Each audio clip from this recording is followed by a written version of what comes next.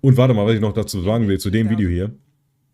Das ist von JCC Criminal Psychology. Also sprich, da ist irgendein krimineller Hintergrund. Das ist nicht nur, er hat irgendwie seiner Freundin da irgendein Geld gespendet, Bruder. Da ist was ganz, ganz Wildes passiert. Und das gucken wir uns gleich mal an. Dazu hole ich mir da noch ein paar Chips, ne? Machen wir hier Cola klar und so. Und dann machen wir uns richtig chilligen. At the trade deadline, Dallas acquired 8-time All-Star Kyrie Irving, and that alone should be a minor upgrade from Jalen Brunson last year or Spencer Dinwiddie this season. Auf jeden Fall. I say minor because the Mavs offense is already really good with everything orbiting around Luka. Doncic is first in the NBA in time of possession, holding it nearly half the time Dallas has the ball, and his team's offensive rating when he's on the court is a whopping 121 in the 95th percentile for qualifying players across the league. Irving himself is obviously good enough to run offense through. His teams have been in the 80th percentile or better in offensive efficiency with him on the court for 5 straight seasons, including the 99th percentile last year in Brooklyn in the 29 games he played. But is there another level for them to hit together? Luka's never really played alongside another high-usage scorer. Brunson and Dinwiddie scaled way back when Doncic was on the floor, but it doesn't look like Kyrie's going to do that. First, Irving can give Luka a rest late in games or at the end of stints. He was gassed the other night. Ich glaube, dafür ist auch da, dass am Ende der Vierte, wenn Luka nicht mehr kann, dass er nochmal ein bisschen übernimmt und Luka halt auf dem Wing steht und ein bisschen entspannen kann. Wie groß ist sein Bild, der Post? Der Jokic oder was? 6'11".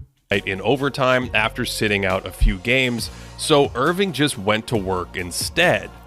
Second, Kyrie's more active in transition, pushing the pace to score himself or drawing some attention so he can free up teammates. Fast break. And da wo Luka nicht so effektiv sein konnte. Third, and most importantly, is how dangerous Irving can be away from the ball. He's not really a movement-driven player like Steph Curry, but he's an incredible shooter when he's left open. And 45% ist ein Hausmarke. He's dangerous when he catches it on. Die fette Nudel, ach du meinst den Shooting Big, der ist 6'8". Der ist sogar noch ein bisschen kleiner als die ganzen 6'9s. The move. The Clippers do everything to deny him the ball here, and he finally slips out the back door for a pull-up jumper. Aber auch direkt, das kann auch. Dafür ist Kyrie auch sehr, sehr krasser Typ, ohne Spaß. Direkt einen Ball bekommen und daraus was verwandeln. Dallas likes this very common action where the corner man receives a screen so he can fly up and attack off a dribble handoff action. Against the Clippers, Kyrie realizes they want to deny that handoff by switching and blocking the route, so he cuts it back himself. Then he can rip the other way, collapsing the entire defense to set up a good look from 3. This ability to immediately attack on the move or off the catch gives the Mavs an extra dimension while Doncic is on the court. This is pure Luka ball with a spread floor. He blows by his man and skips it to the corner, and Kyrie is wide open, and that's incredible clutch offense. But Brunson and Dinwiddie weren't that far behind Irving as shooters. It's the more dynamic actions when Kyrie is a different animal, with the ball pinging around, where he can attack a closeout like this and turn water into wine. In overtime, the Kings trapped Luka. Dallas's spacing is off, so no one is really open, but Irving cuts his way into open space, and then he's good enough to make this bonkers drifting 3 on the other side of the screen.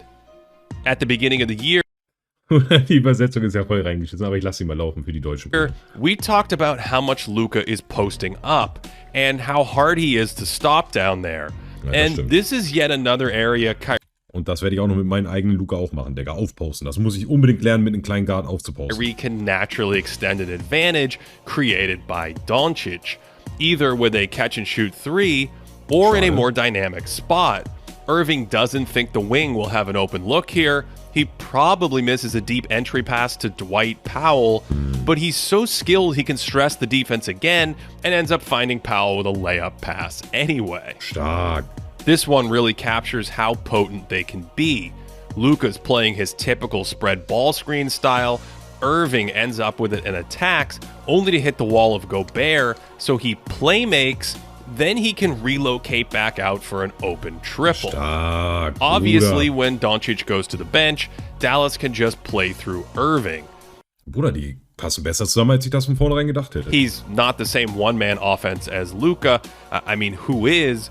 But they can run essentially the same sets with him off the court, only with, in theory, slightly better results than Brunson or Dinwiddie. Also im Endeffekt haben sie einen zweiten Scorer dazu bekommen, wie sie schon die Jahre davor hatten. Bloß noch besser, noch effizienter und nimmt noch mehr Last von Luka Doncic Schultern. Aber ich denke mal, das ist das Einzige, was die noch jetzt irgendwie von den Title-Container weghält. Wenn die beiden funktionieren, Kyrie Irving und Luka Doncic zusammen, dann Bruder. And when I say the same actions, I mean some of these are identical. Luka loves to come off screens and then blend a shot into a lob. And in his fourth game in Dallas, Kyrie works off a pick for a little floater into a lob. Earlier this year, we looked at Luka's behind-the-back pass in pick and roll when a second defender jumps at him. And imitation is the sincerest form of flattery because Kyrie busted this out against the same coverage as well. I think Irving's quick actions are key to the ceiling of this offense because Dallas has these beautiful game possessions where the ball hot potatoes around to find the best shot. Here's one where Kyrie and Luka both start off ball. Powell ends up recovering it and flipping it to Irving, who instantly moves it so he can find an even better shot. But instead of settling, Josh Green explodes into open space for an old-fashioned three-point play.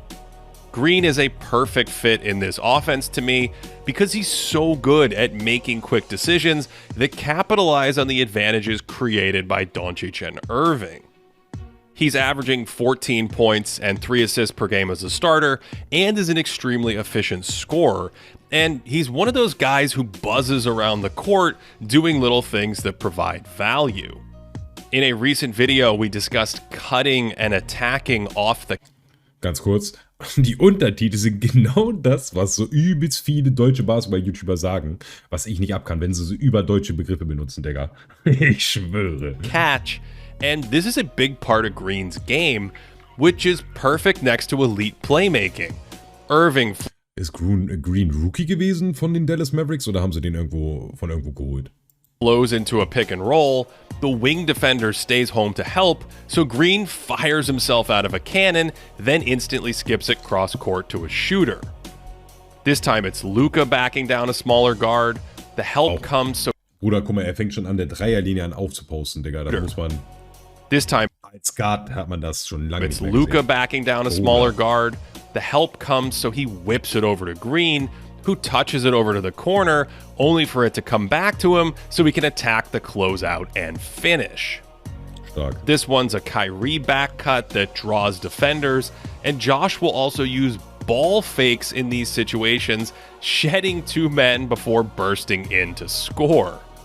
His explosive drives are helpful for Dallas because their other 3-and-D players rarely get downhill, and spot-ups are easier to defend, whereas Green adds another dimension, moving here, immediately looking for a shooter, but finding a layup instead. In addition to that filthiness, Josh uses that maniacal speed to get out in transition, and when Luka was injured last week, the Mavs played with far more pace because Kyrie is naturally dangerous when he's out and running. On the other hand, Luka doesn't really run that much, so it'll be interesting to see if they can play faster when they're both out there.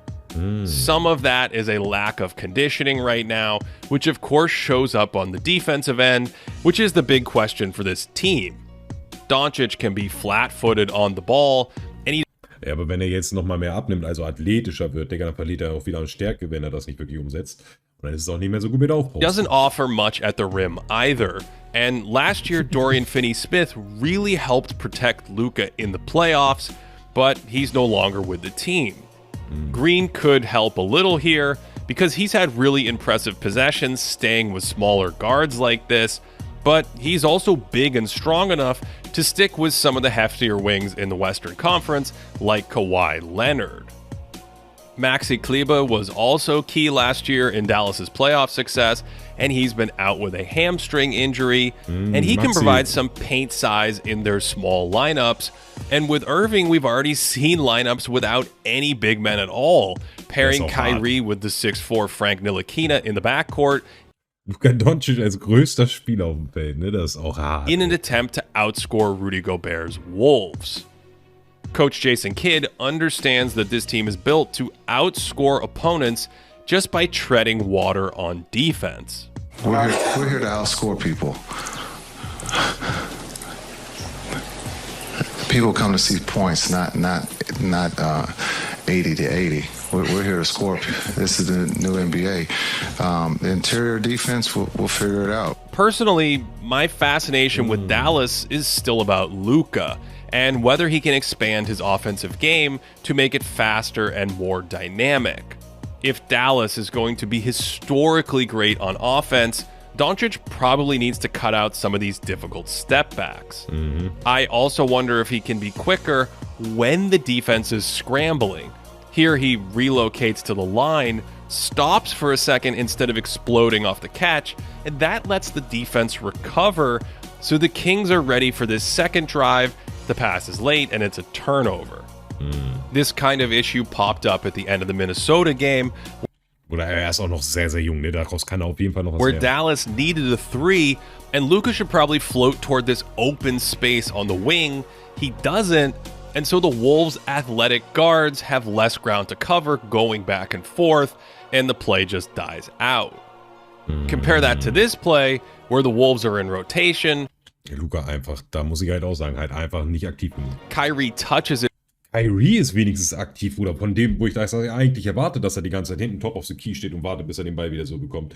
Der ist wirklich aktiv, steht am Wing, geht in die Corner, geht mal da einen Cut und dies und das. Aber Luka... To Luka, who instantly attacks the closeout, and that gets him an easy layup. I also think the Mavs can run more actions with Doncic and Irving screening and handing it off together, because I think this is how they unlock something truly great.